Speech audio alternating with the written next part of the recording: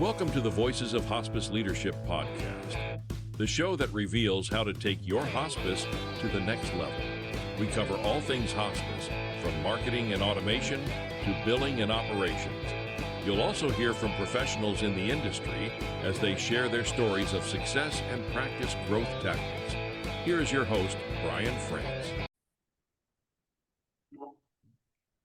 Awesome. Welcome to today's episode. With me today is Samuel. Samuel shares how family experience led him from the bedside to hospice marketing and the one shift that moves families from fear to clarity. So this is the Voices of Hospice Leadership podcast. I'm your host, Brian France. Let's get into it. Samuel, thanks for being here. Thanks for having me. Awesome.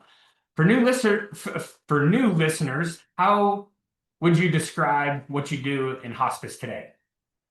Yeah, so as of this point, I'm more of a consultant on the consultant side, but I have a vast background of the hospice world. And so because I've been a CNA at the bedside as well as in the marketing portion of hospice, I've kind of taken my experience and now do some consulting and work with different hospice companies, just kind of seeing how we could pep up what they're doing in their marketing and just kind of go through some leadership and customer service training with the program that I've written, just to go ahead and connect the dots a little bit more, just for those that don't have both sides from the clinical as well as the marketing side, and just kind of bridge that gap a little bit.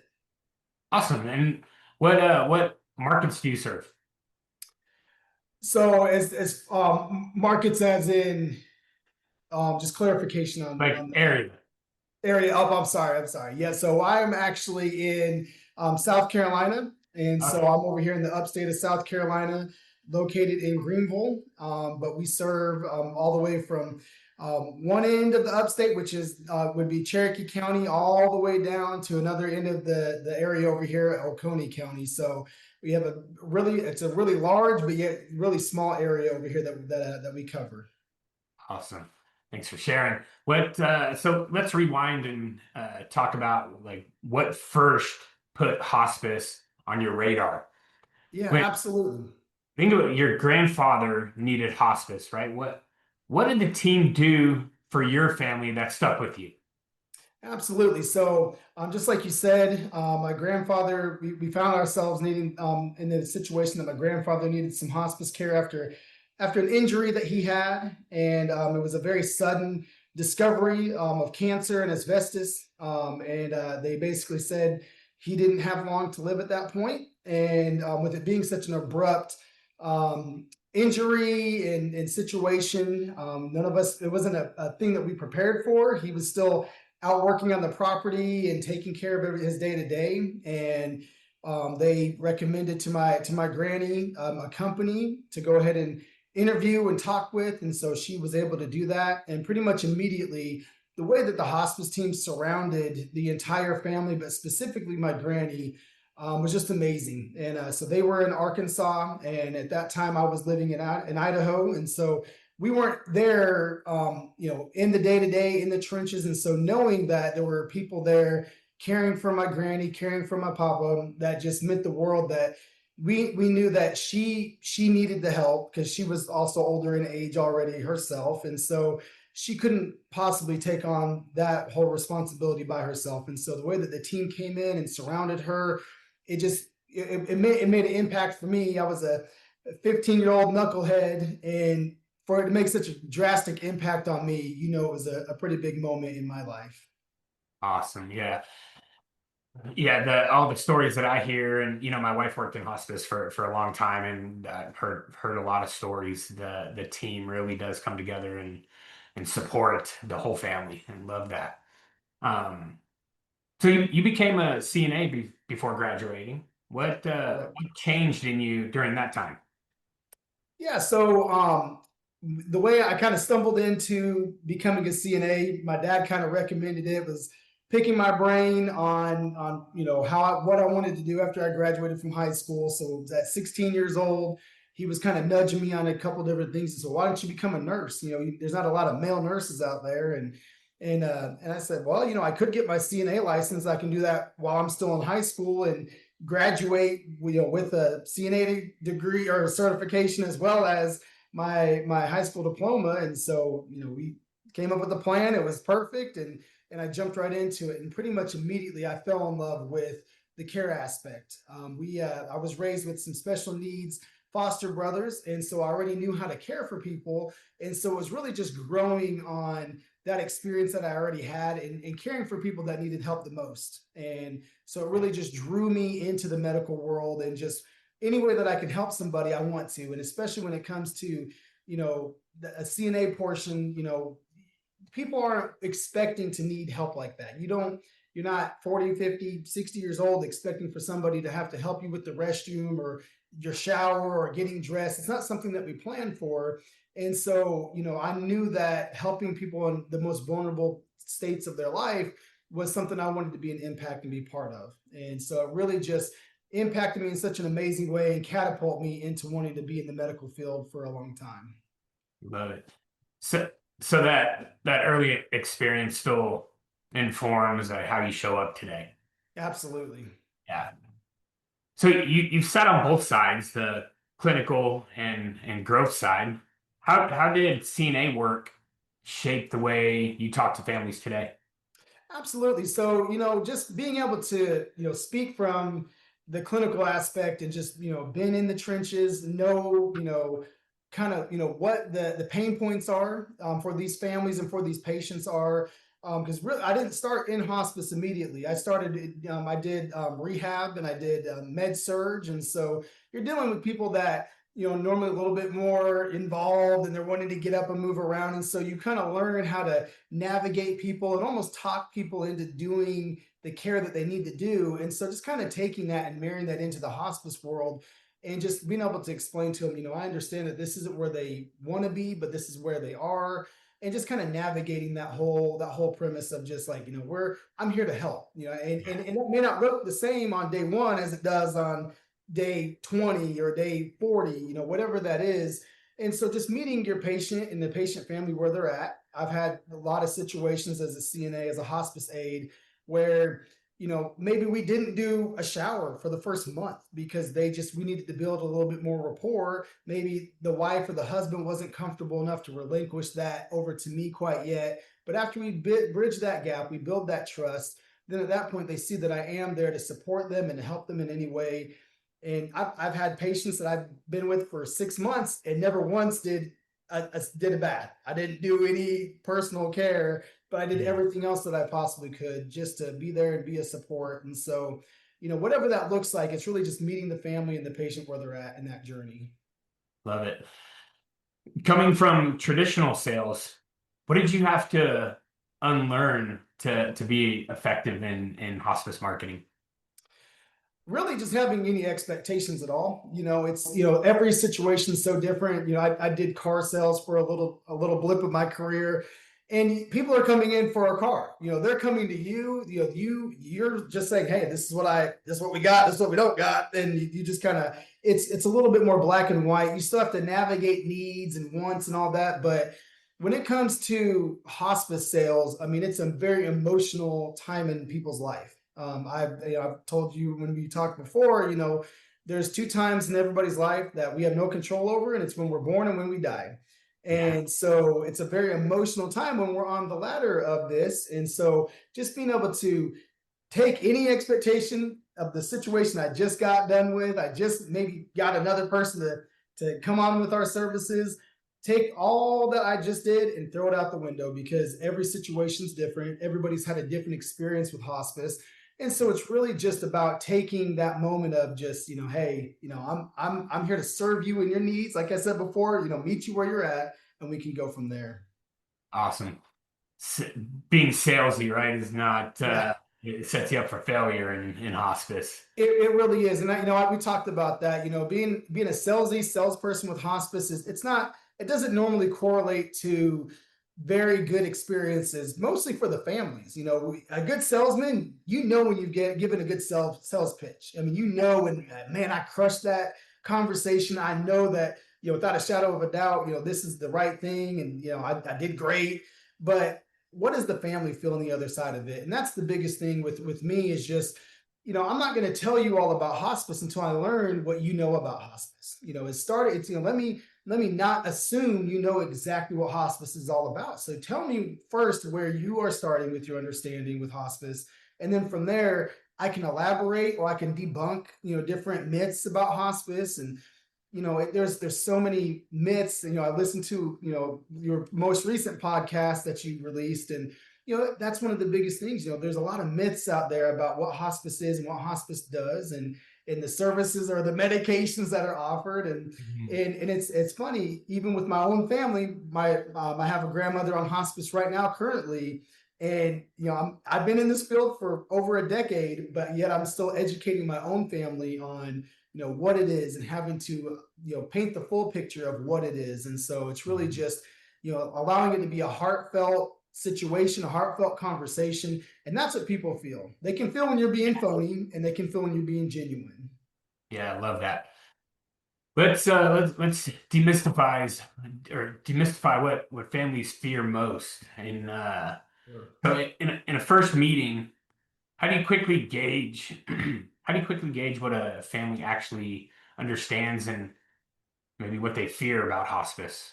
Sure, absolutely. So the first thing is obviously, like I just said, just listening, be an active listener, and then ask clarifying questions. When they're saying, oh, you're not going to give my mom a bunch of medications, are you? Well, what do you mean by medications? Or you're not going to take a bunch of medications away from her. Well, tell me what that looks like. What medications are you thinking? Because sometimes, and this is my own experience just recently with my own mom, talking about my grandmother, that, she's on a bunch of vitamins. Do we need to be on a bunch of vitamins right now? Is that the most beneficial thing, to swallow a bunch of vitamins, or can we condense that a little bit? Can we get rid of certain things that aren't as beneficial? And, as hospice providers, we understand that, there are some things that just, they're not adding too much benefit at this point. And so it's all about, let's alleviate, different portions of, just to help somebody be more comfortable. Because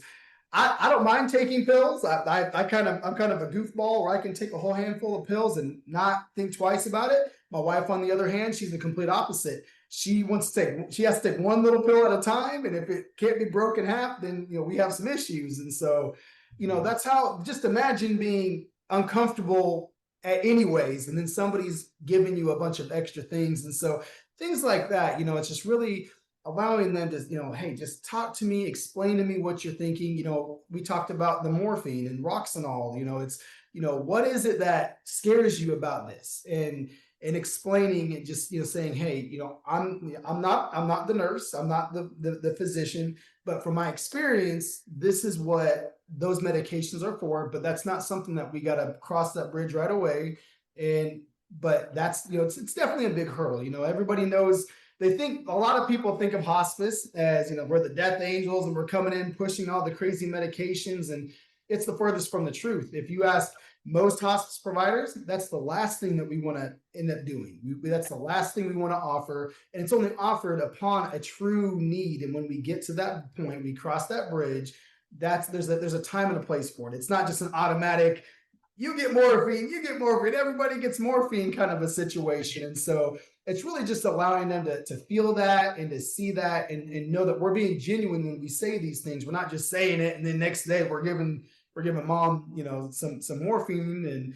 And so it's really just, taking their concerns and being able to debunk those concerns as much as we possibly can to allow them to feel comfortable.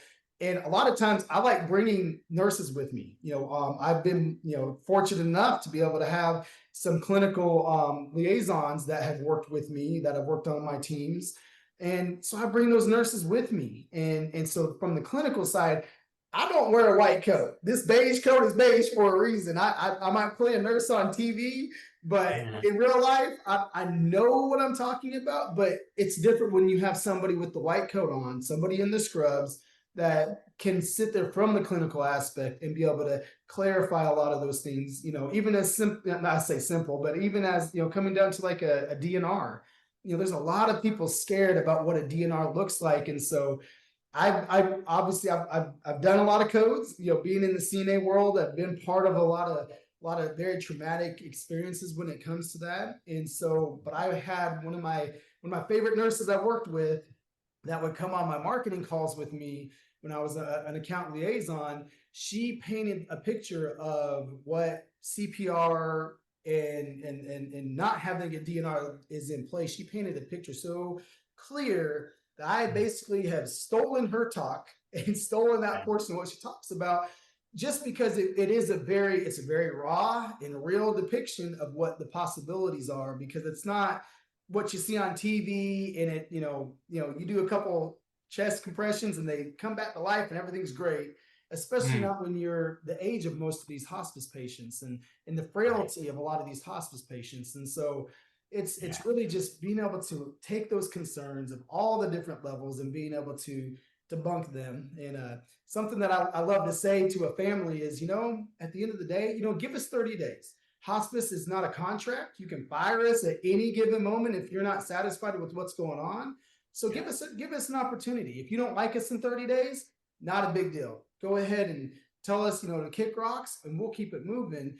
And you don't have it happen very often when somebody just isn't happy with what's going on. There's normally an issue that, maybe a service failure or something that you got to work through. But most of the time, most people, they see the benefit within 30 days. Right here in the moment, you're scared, you're nervous, you're overwhelmed, but give me 30 days. Give my team 30 days to come in. You're going to love my CNAs. You're going to love my chaplains, my social workers, and my nurses.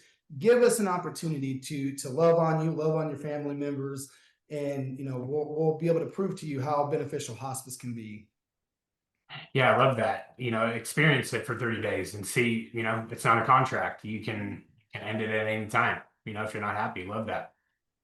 What's your go-to way to reframe the Grim Reaper morphine stereotype and focus on quality days? Yes. Yep. So, definitely, I always like to, tell people, at the end of the day, only the good Lord knows, the exact number, the quantity of days that we have, but we want to come in as a team and make sure that they're quality days.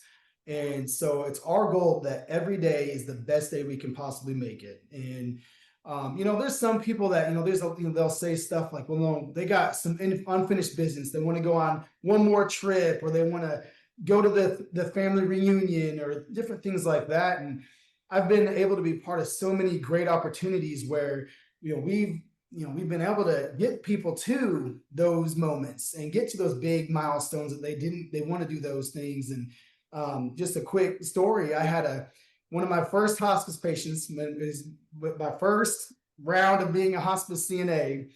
I walked in and this gentleman was on his deathbed. I mean, the doctor gave him about 2 weeks to live, and it was bad. He was in really bad shape, and pretty much right away, I asked him, so what is it that I can do? What is it that's got you so in such unrest?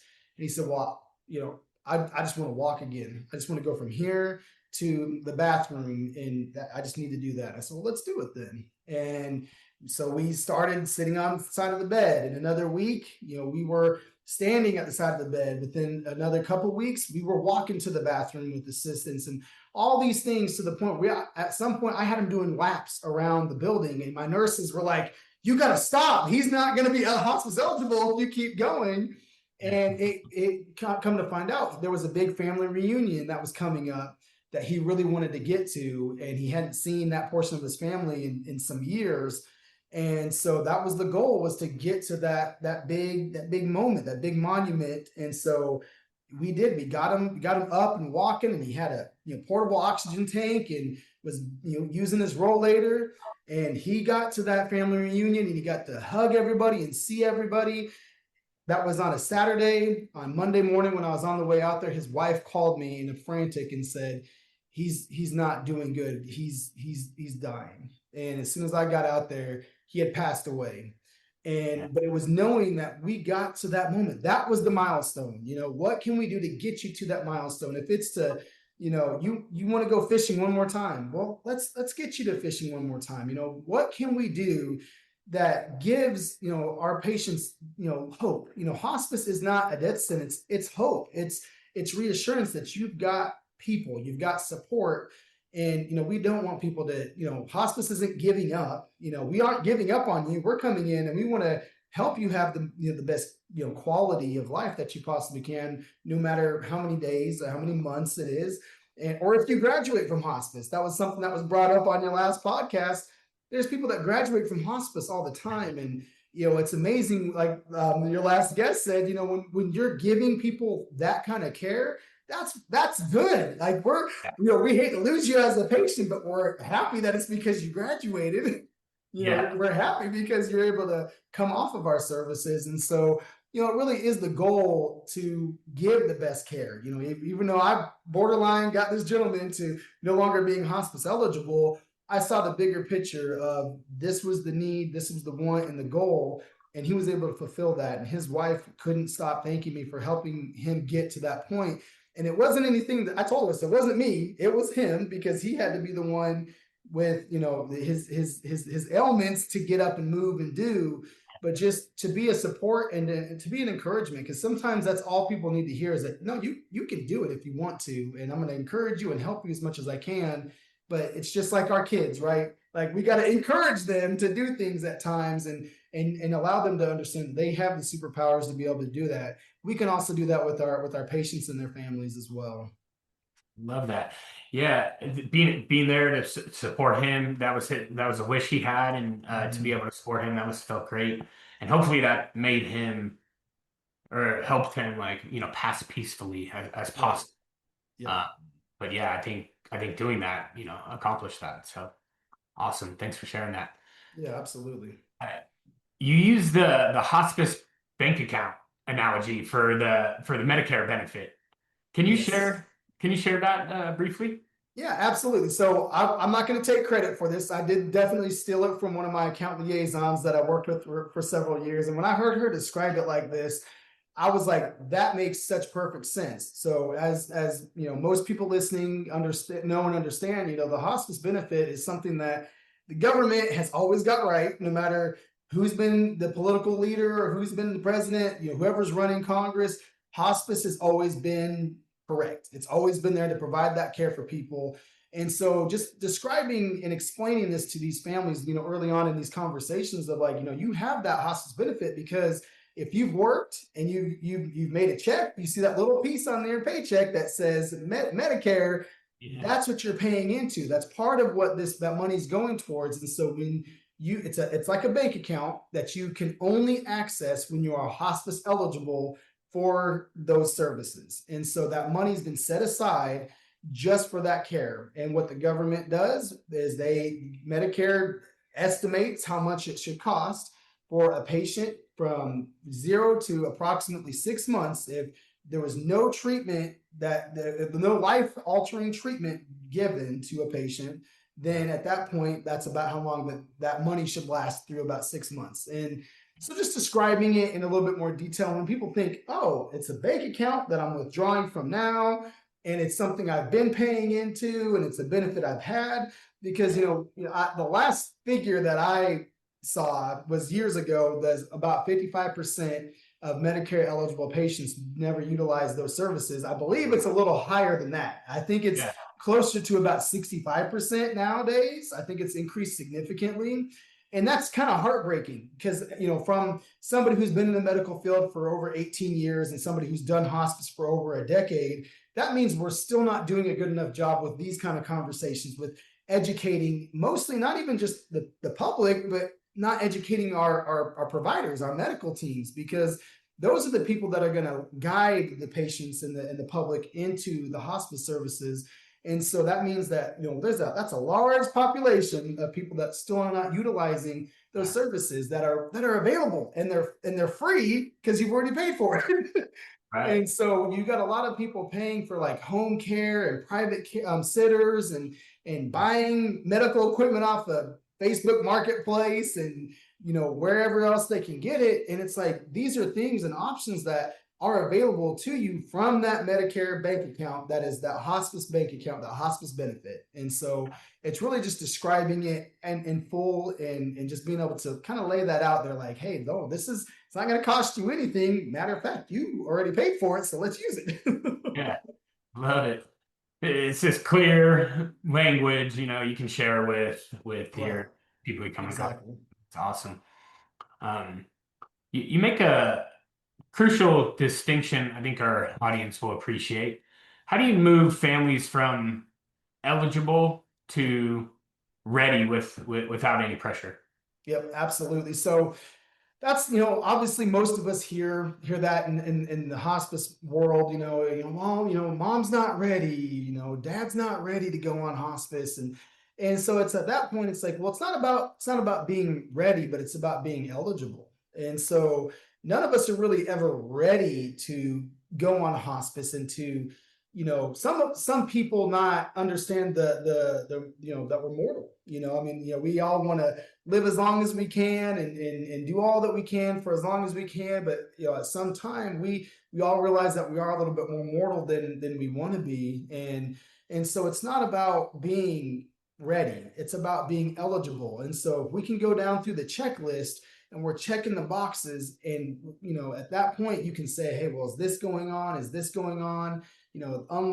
Unexplained weight loss, frequent falls, just hitting the points that aren't as they're pain points, but they're concerns that they want to talk about those things. They don't want to talk about the CHF that they have, or they don't want to talk about those other diagnoses as much as they want to talk about, well, mom keeps falling. Well, okay, well, what about wounds that aren't healing? There's another one. It's picking out those things and saying, well, I believe with my professional experience that this means that mom is probably eligible for hospice. And so if you could get some extra help, what would prevent you from wanting extra help?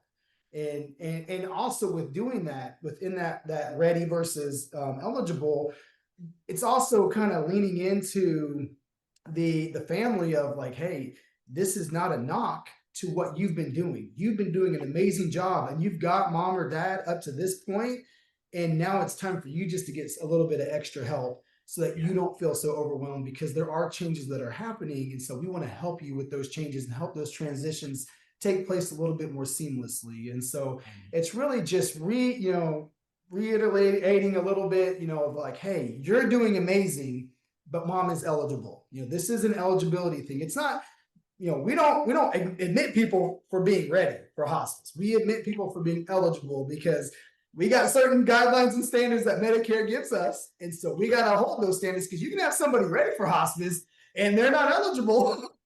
Yeah. And so we see that all the time too, where somebody wants hospice because they know the great benefits of it. And we're like, yeah, but you're just not quite there. Like you're still, those diagnoses aren't in the right spot quite yet. And so, there is a big distinction between the two, and it's a legal distinction for our standpoint, where, with some people, it's more of a, you got to just paint that picture a little differently to the eligible to the ready portion of it.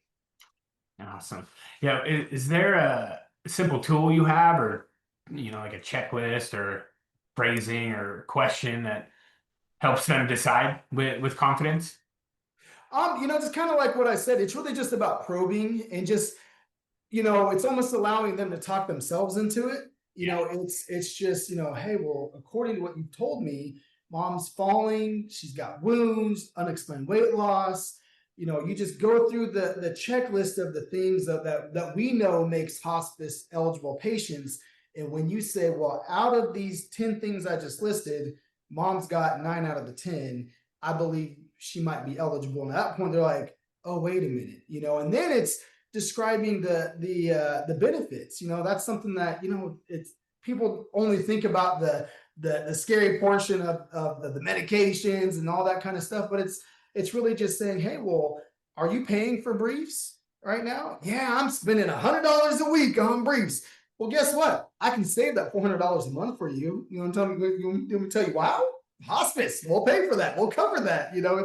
It's just being able to just, explain this is a big portion. It's not just, I'm ready. It's the eligible is going to take care of these other things. And so it's really just not even necessarily having, the collateral that I've used with my hospice companies in the past. We had a brochure, and right the centerfold, it was very intentional, right in the centerfold where the staples are at, and it opens up right to the middle. we had a list of about 10 to 15 different things that make hospice eligible patients. And it's just to kind of trigger those things in somebody's mind. It's like, oh, this does make somebody eligible for hospice. Maybe it's time to give somebody a call. And so it's all about just getting those lists of things together. And if, a hospice out there doesn't have collateral like that, you need to have collateral like that, because the more, people are, you want to hear it, but people want to see it too. Sometimes it takes looking at that list and going back over your mind and saying, oh man, these are exactly what this person's experiencing. Let's go ahead and call and get the hospice on board.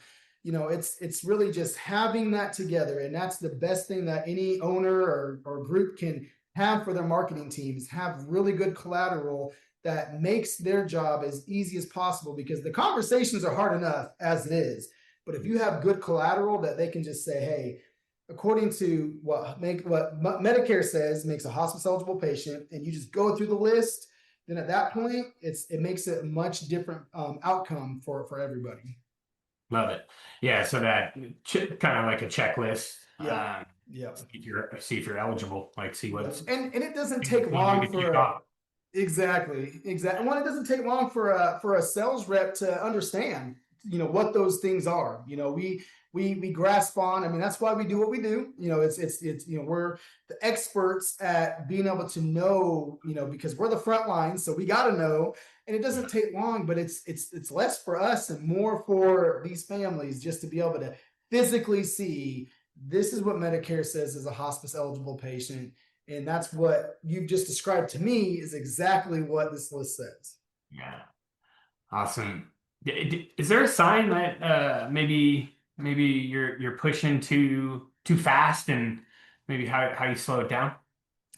Yeah, and I definitely, I think sometimes, if you're a little too eager, that this is a hospice patient. I mean, they're over there, I mean, you can just look at them and say, oh, this patient's eligible.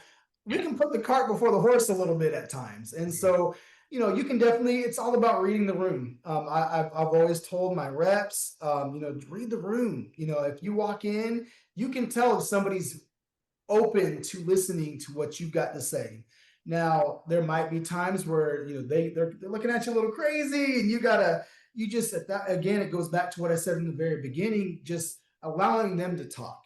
Give me your description of what hospice is. Tell me what your barriers are, and then let me go and try to, get over those hurdles. Because it's a lot harder to backtrack when you just come out the gate and, oh, here we go, hospice, sign the papers, compared to, let me ask you all the questions first. Because at the end of the day, most of us want to go home and feel good about what we did during the day. And we know how important hospice is. We know how amazing the benefit is.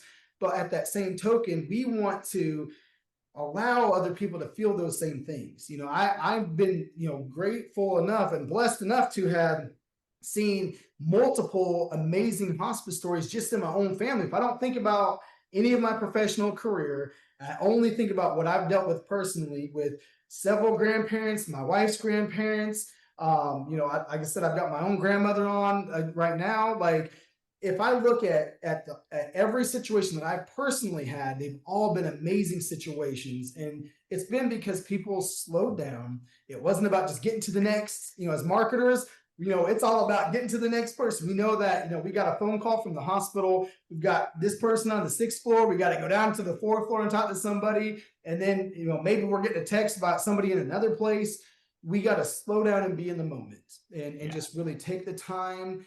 If they feel that you're rushed and they can feel that you're a little antsy, it's not going to go well. And so I've had where, I've walked in, and it may just be at the end of the day, they don't like the color of black shirt that I got on, but they might like the color of blue shirt that you got on.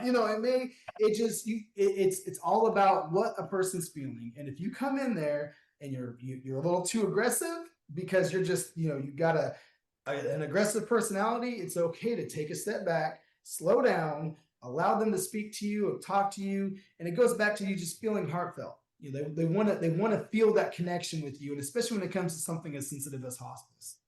Yeah. It sounds like, sales 101, right? You listen a lot more than you speak, right? Or than you talk. Yeah. So love that. Yeah.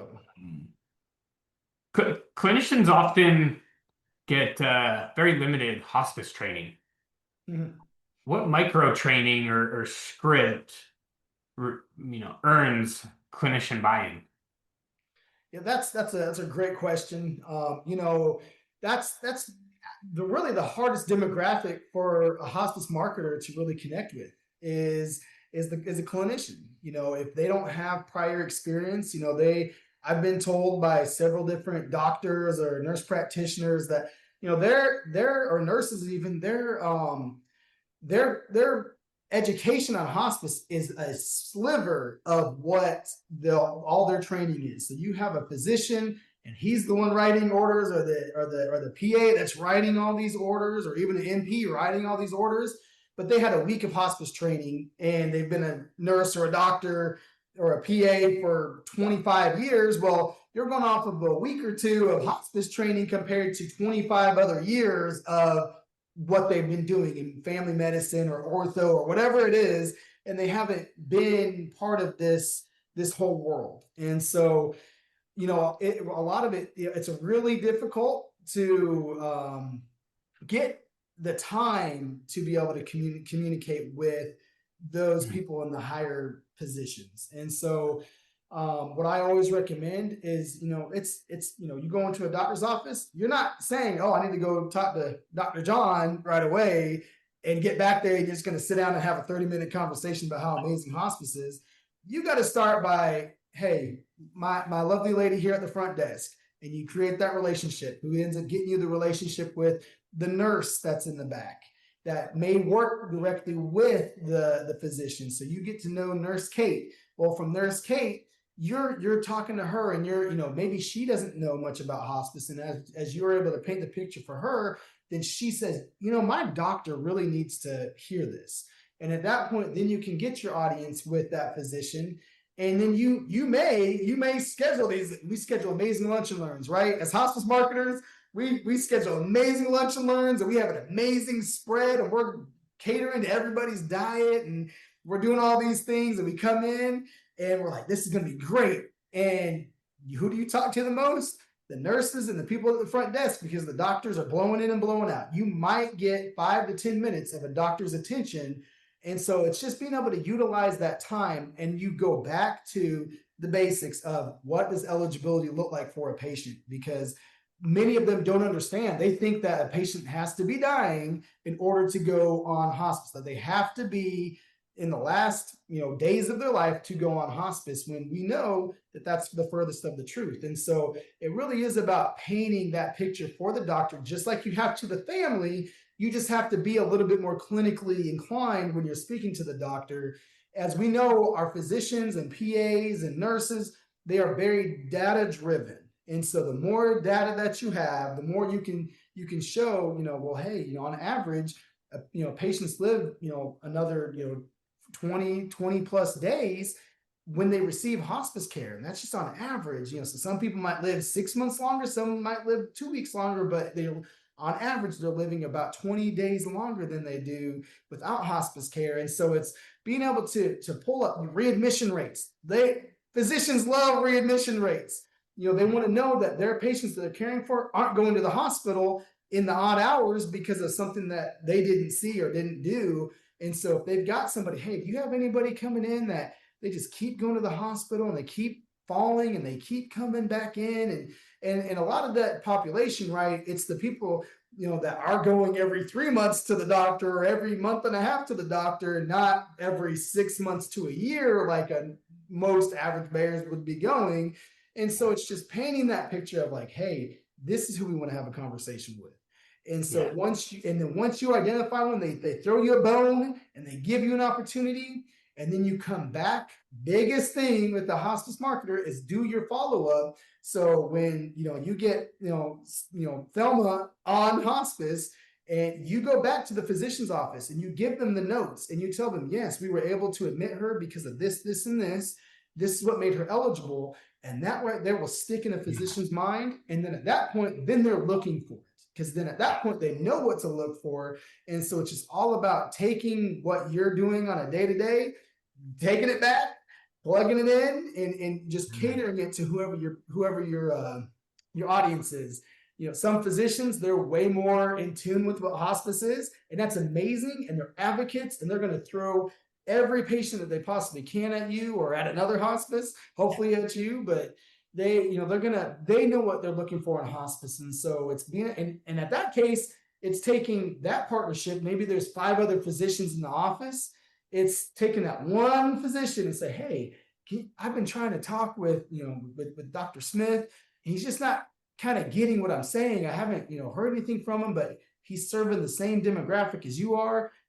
How can I communicate with him? And I'll talk to Dr. Smith. Not a problem. I'll go grab him right now. And at that point, then now your internal advocate is going to be the one that goes ahead and helps you take that next step within that same practice or within that hospital group. Awesome. What's your best partner handoff language that honors the PCP's work while inviting hospice in?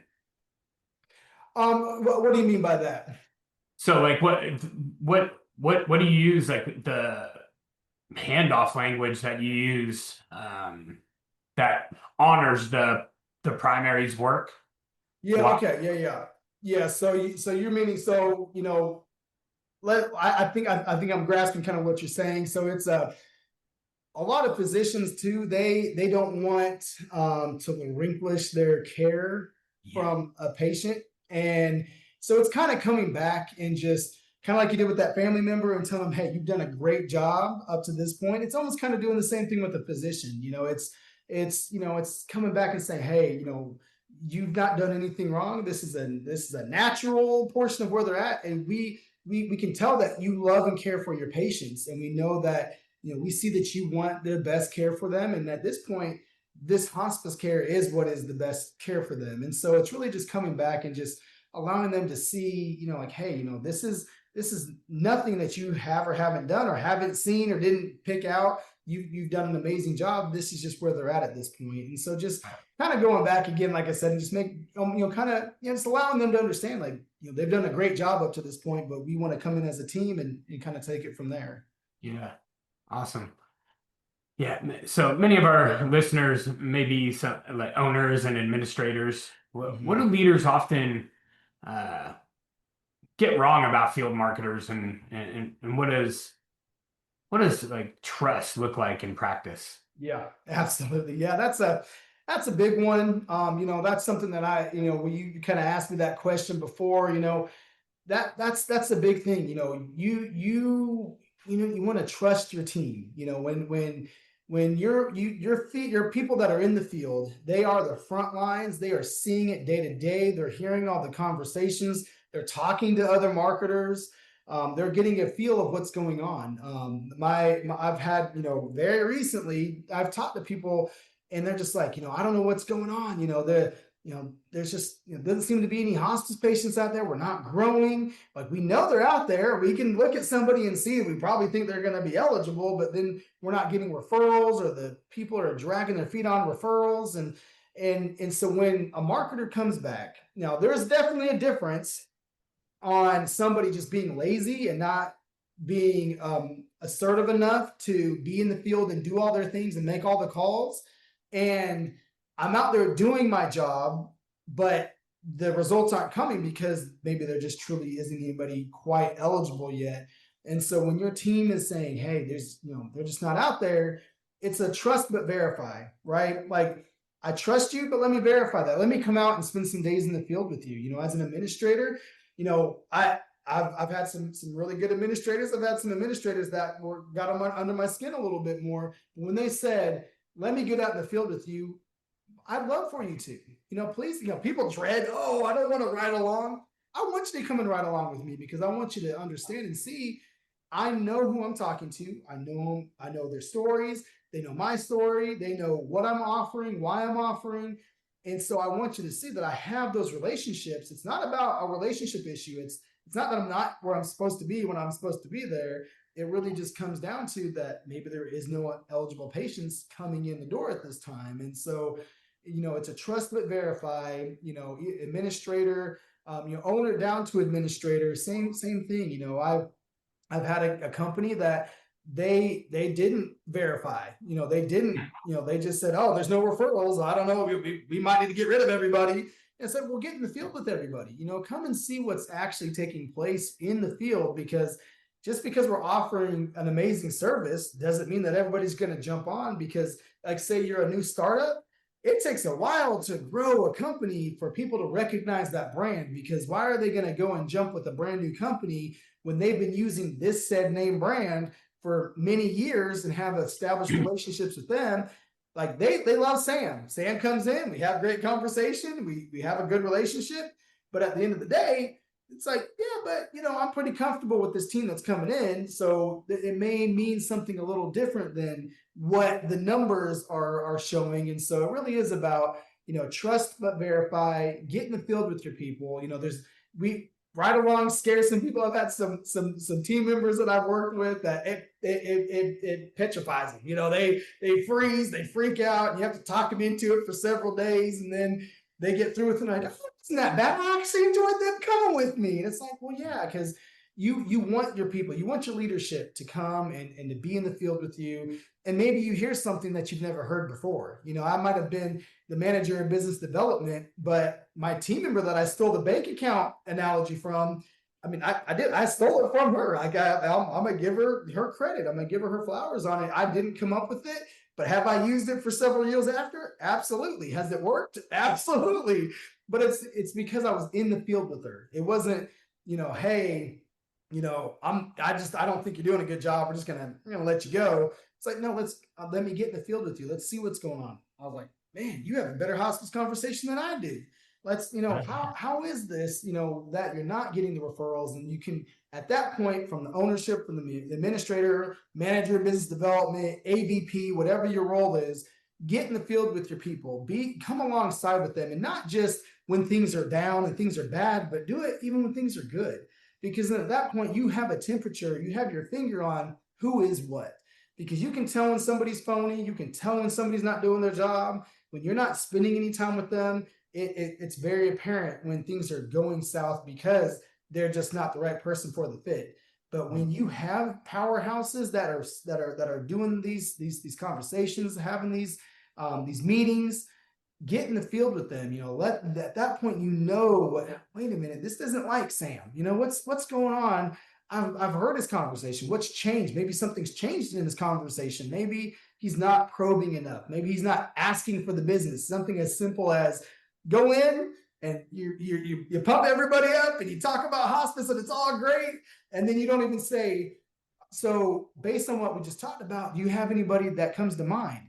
Do you have anybody for me? Those simple little lines at the end could be the difference between you getting a referral or you not getting a referral. And so it's all about trust but verify, get in the field with your people, and know that most of us are in this field. It's not, I've said this before, and hospice sales isn't a sexy job. Nobody wakes up and says, you know what, I just think I'm gonna be a hospice marketer. That just sounds like a hot job. If you want a hot job, there's a lot of other things that you can go do and have one of those roles that you just can't wait to go brag about. Because let's face it, when you tell somebody that you're in hospice sales or hospice marketing, they go, ooh, how's that? That's the reaction you get. Not, oh, you're a pharma rep or a med device rep. Oh man, that sounds great. That's exciting. So it's, most of us want to do well in the field. We're not out there spinning our wheels. Trust that we are there to do the right thing. And it's mostly because most of us have a good heart. It's, when you can join with people that have the same thoughts and feelings and motivations behind everything as you do, it makes all the difference on how you sell and who you sell with out there in the field. Yeah, I love it.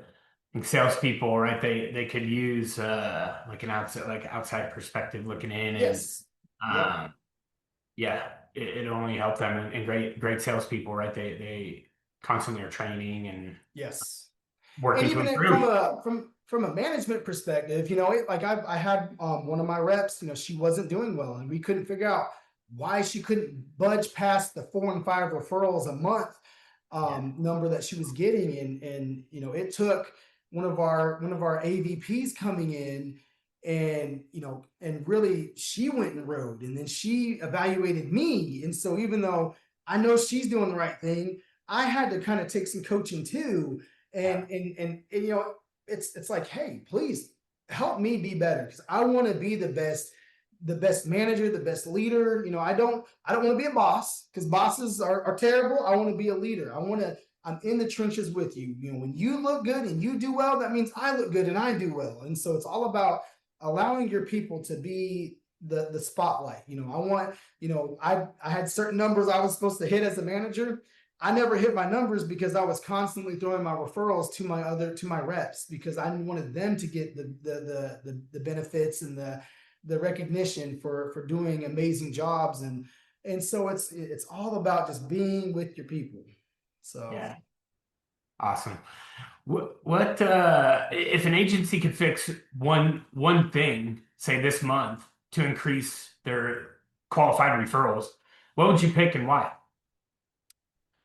I think a lot of it is just, following through on what your people are saying. I think that there's a lot of companies that go out there and they say, oh, I don't know, we can't really do that, or just being available. It's in our local market over here, one of our big hospital systems, they had their own hospice, and they were second on their hospice company was second on the hospital's list, because they wouldn't go see a patient on a Friday afternoon or a Saturday or Sunday. They'd push that referral off. They were too comfortable thinking they're not going to send those referrals to anybody else. And so, it's being available. Our team we had people that were willing and ready to run out. It's not always the marketer. We had our on-call nurses that were they were all about building, all about helping the growth. They knew that the marketers were out there busting their tails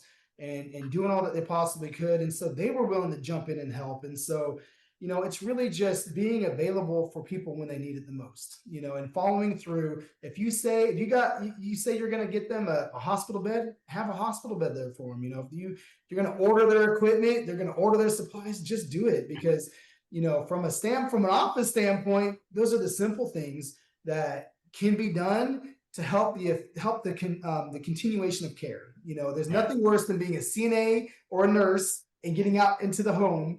And I was told that this equipment was going to be here, these briefs were going to be here, but they're not. And then you look crazy because somebody else didn't follow through. So just follow through and empower your team. When my leadership and customer service training that I do, it's all about empowering your team, because when you allow your people to be your strongest asset, they're number one, it helps with your retention rates because they don't want to go anywhere else. And number two, the quality of care skyrockets across the board because you're empowering your people. People want to feel empowered. Now, there's times when people take it a little too far, and you may have to walk a couple people back.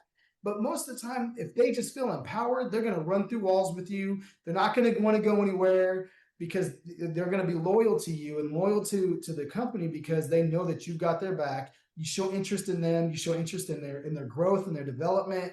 And so, doing that, empowering them, being consistent, following up, those are the things that it's not, and they're not monumental changes where it costs you a lot of money. It doesn't cost you a lot of money to make people feel important. It's all about being there, supporting, having the right conversations at the right times, and just supporting your team. So any company out there, big or small, those are the things that people need and people want. Awesome. So yeah, showing up, following through. Absolutely.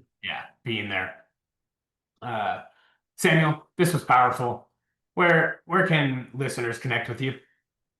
Yeah, so I'm on Facebook. I'm an old guy, so I still am on Facebook over here. Just Samuel Sotera Powell on Facebook, and then I'm on Instagram. Very limited, but I'm on Instagram. Powell_179. And then also my personal website. Well, LinkedIn, of course, as Samuel Powell as well. That's probably the main way to connect with me. But I do have a personal website for Powell Marketing and Innovation, and that's where I do my consulting through. So if you have anybody out there that would like some customer service and leadership training. This, great conversation was just a blip of what I like to dive into and really just help empower people. I hope, your audience can see my passion behind this. Not, it's about, I love hospice. I love what hospice stands for. I love people, and I love empowering people and helping people become the best versions of themselves that they can possibly be. And so, I'd love to connect with anybody and just help them take that next step, help work out some little glitches. Because a lot of times it's not hard things and hard, changes that have to be done. It just comes down to the basics. And sometimes it takes the outside perspective of getting those basics back in line with your original version or vision of where you want to go as a company. Love it. Awesome. I'll get those links from you, and we'll make sure to put it in the show description. And Samuel, thank you so much for the time today. And for our listeners, anyone want to be a guest, please reach out. We'd love to have you. And so thank you again, Samuel. Yep, thank you so much. It's been a blast, and hope your audience gets a little piece out of this. Awesome. It was powerful. I think they will. Thanks, everyone. If you're looking to attract more families and share your hospice mission with a wider community, visit hospicecaremarketing.com/schedule to schedule your free consultation with marketing expert and founder Brian France. Plus, join our free Hospice Marketing Mastermind group on LinkedIn to connect with other practice leaders and stay up to date with the latest strategies. If you enjoyed this episode, please take a moment to leave us a 5-star review. We'd love to hear from you.